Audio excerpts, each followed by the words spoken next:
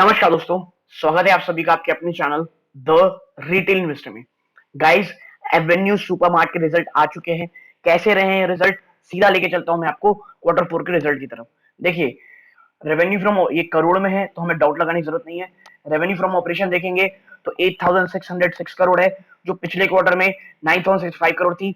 यानी सिंपल आपको इसमें डेंट देखने मिल रहा है। अदर इनकम की बात करें तो इस बार 39.36 करोड़ है, जो पिछले क्वार्टर में 32.31 करोड़ थी। ठीक है। और टोटल इनकम में नजर डालें तो 8645.45 करोड़ निकल के आई है, जो पिछले क्वार्टर में लगभग 9097 करोड़ थी। यानी कि क्वार्टर ऑन क्वार्टर बेस पे सिंपल आपको क्या देखने मिल रहा है दोस्तों, जो इनकम है उसमें गिरावट देखने मिल रही है।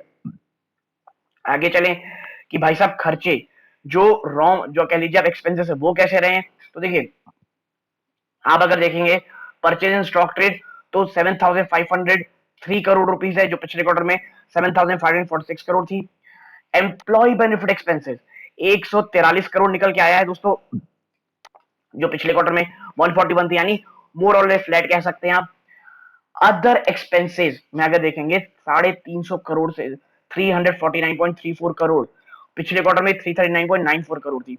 यानी देखिए, अदर रेवेन्यूज में ट्रांसपोर्टेशन कॉस्ट, पैकेजिंग कॉस्ट ये सब होती है दोस्तों, तो ये भी बढ़े हैं, इसीलिए आपको उसका असर इनके में दिख रहा है। और टोटल एक्सपेंसेस अगर आप देखेंगे तो इस बार 7999.03 करोड़ निकल के आनी है। यानी लगभग कह सकते हैं 8000 करोड़ एक्सपेंसेस हुआ है, जो पिछले क्वार्टर में 8315 करोड़ थी।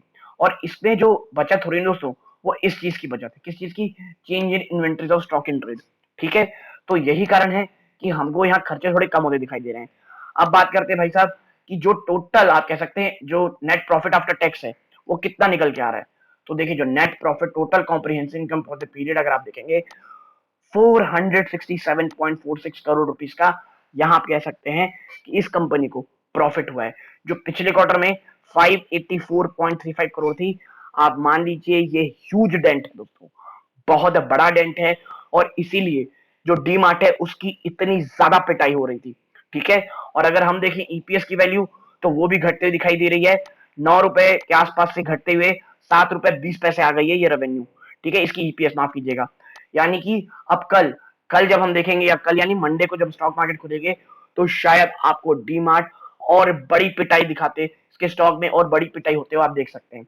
तो यदि अगर आप इसके निवेशक हैं तो प्लीज मंडे को आप देख सकते हैं कि गिरावट हो सकती है स्टॉक में। और देखिए, मुझे पर्सनली लगता है कि बहुत ज्यादा गिरावट ऑलरेडी हो चुकी है। बाजार इसको बहुत ज्यादा डिस्काउंट कर रहा था इस चीज को, इसीलिए इतना ज्यादा इसमें आप कह लीजिए गिरावट दिखा रहा था। देखते हैं क्या और कितनी गिरावट दिखाएगा मंडे को बाजार।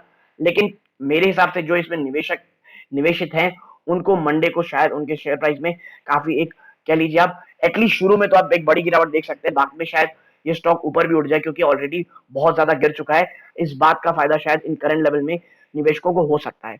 लेकिन क्यों क्वार्टर फोर के रिजल्ट वाकई दोस्तों थोड़े से निराशाजनक रहे हैं।